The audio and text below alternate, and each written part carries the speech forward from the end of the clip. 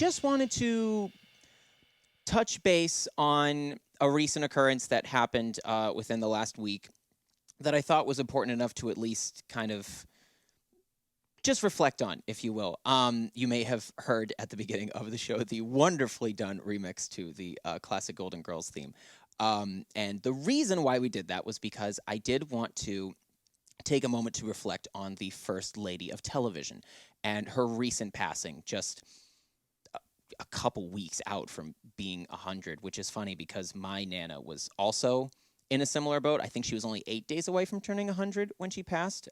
So it's just amazing how close you can be with those kinds of dates, especially given that she had a documentary that was coming up in the next couple weeks that was actually going to premiere on her birthday, that was going to be reflective of her 100 years on the earth and the long and illustrious career that Betty White had, her impact on television, really on pop culture in a lot of ways.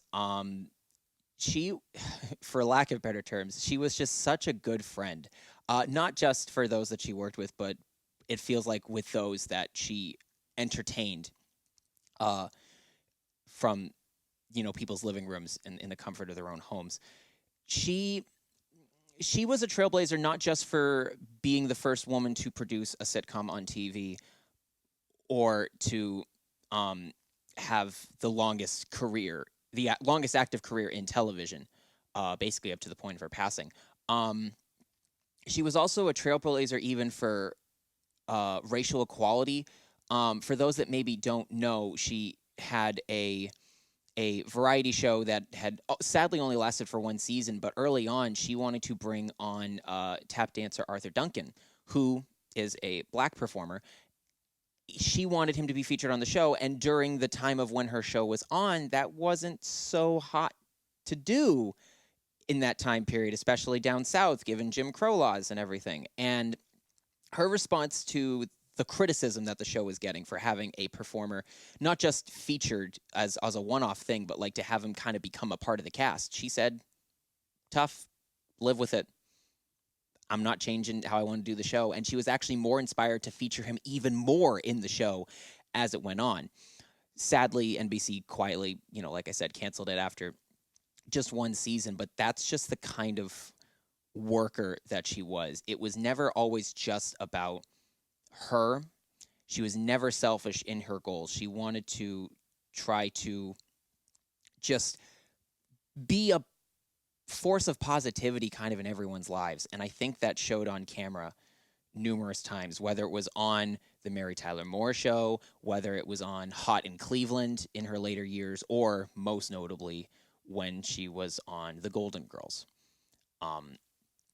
which also has one of the unique places in Emmy Award history where all the leading performers got an Emmy for it. Not even Seinfeld could do something like that. So, I mean, it was just a strong cast, but also, too, with Betty White playing such a role that apparently is almost nothing like her. I just found this out right before the show that Rue McClanahan, who played Blanche on the show, and Betty White were actually initially cast to play the opposite roles. So Betty was going to be Blanche, who is very promiscuous and flirtatious and always looking for a good time. And then Rue McClanahan would be the opposite, and she would be the ditzy girl from Idaho. And they decided to switch those roles because even though those respective women had played similar roles in the past, the director of the pilot thought, you know what, let's give them a challenge and switch the roles altogether. And kind of the rest was history because it became Betty's most iconic role in her illustrious career. That also includes numerous appearances on game shows. She had actually met the love of her life, via the game show, the television game show circuit. And she never actually remarried after his passing because she felt that was the person for her. And I think that's really sweet. It's really hard to, especially in Hollywood, commit to someone even after they had passed because, you meet all kinds of people when you're out there. But to have found a love that feels so true for yourself and then just know deep down it's never going to be the same. And then have the willpower to kind of keep pushing forward and continue working, and continuing to reinvent her career. it's just astonishing. She's such a strong woman. Um, and probably most notably, maybe for at least people of my generation who hadn't quite gotten onto the Golden Girls train, maybe you had first seen her in uh, The Proposal, the Ryan Reynolds Sandra Bullock movie, or maybe you went on to see her in the legendary Snickers ad, "You're not you when you're hungry," where she becomes a football player, and it's hilarious. Or you had seen her on SNL, that, in my opinion, I think really did give her the final stretch of her career, when about 500,000 people petitioned together to get her to host SNL, and she became the oldest person at age 88 to host SNL. Found this out afterwards, just as a minor aside. The oldest person before that was age 80, and apparently they won a contest to win. Like, it was just a random person. I don't even know their name, but apparently SNL had a contest in '77 where anyone can host.